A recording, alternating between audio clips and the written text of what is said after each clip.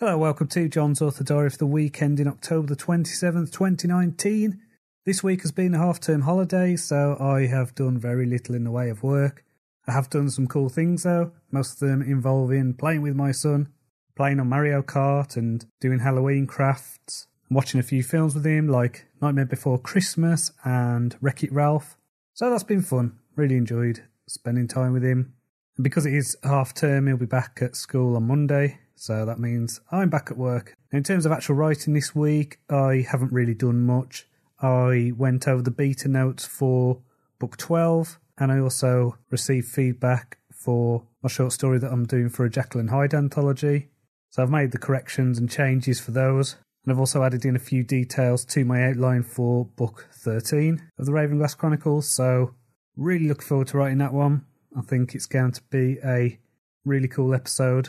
I think one thing that is quite funny when you're an author, the kind of things that you have to research and understand. So I found myself on a Facebook group this week asking people who know about the decomposition of dead bodies and what kind of condition a body would be in after this amount of time and what would happen if you move them.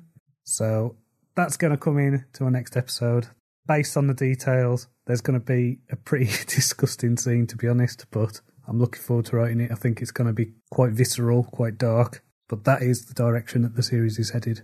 So I mentioned before that I usually plan by months and quarters and things like that. From now on, I'm going to be planning my work around half terms. And so what I've worked out is that I've got an 8-week half term now between now and Christmas.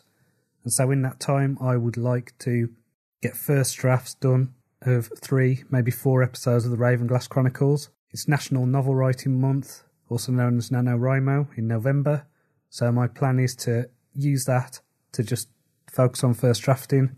If I can get to the end of episode 16, that'll be great, because that is another game changer in the story. It's basically another point where everything shifts. The last string of episodes are the finale. I am at the halfway point in the story, so I still know there's a lot to go, but I'm also at a point where I'm going to start getting back into the 5 a.m. get-ups and try and sustain focus just on this project for the next 8 weeks.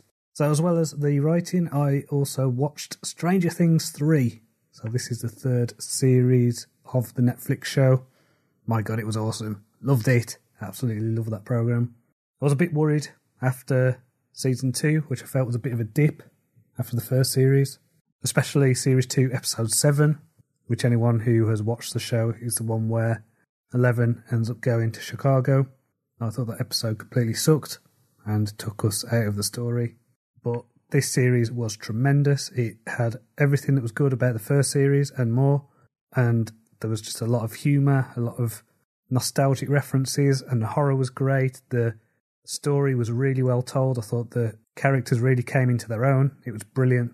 And it is one of these shows, my wife points it out to me when I watch it, you know, I'll just find myself smiling all the way through. It just gives me that really good feeling. So, well worth a watch.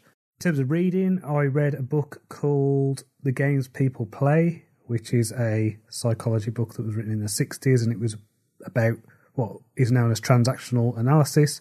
And it's basically the types of weird little games people play with each other in order to get things like power and payoffs and things like that. So it was a really interesting book.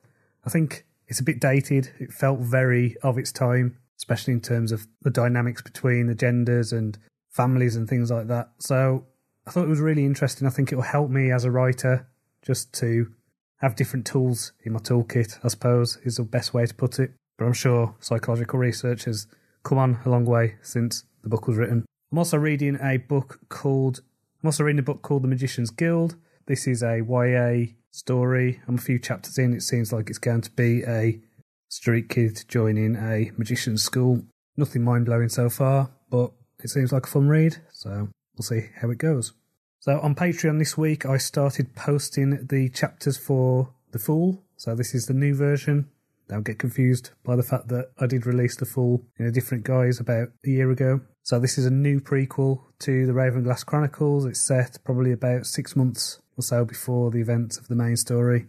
And it tells the story of how Kat met Hansel. So you can check that out at patreon.com/John Cronshaw Author. Now the first chapter is publicly available, so you can check that out, have a preview. If you like it, can start reading it. It's $1 a month. And as well as that, I've been posting articles, audio. I've been posting loads of short stories. There's quite a few short stories on there that haven't been published anywhere else. And with this publication of the full, every Monday, Wednesday and Friday you'll get a new chapter. Every Saturday you will get this author diary a day early.